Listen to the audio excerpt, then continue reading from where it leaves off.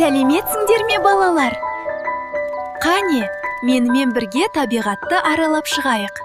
Табиғатты бірге зерттейік. Мына гүл тірі табиғатқа жатады. Ол өседі. Тірі табиғатқа өсімдіктер, жануарлар және адамдар жатады. Олар өседі, көбейеді, қозғалады.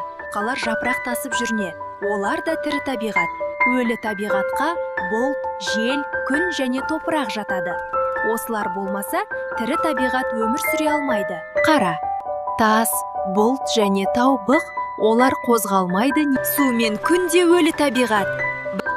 Табиғат әдемі, әрі тіршілікке толы. Біз оны қорғап, аялауымыз керек.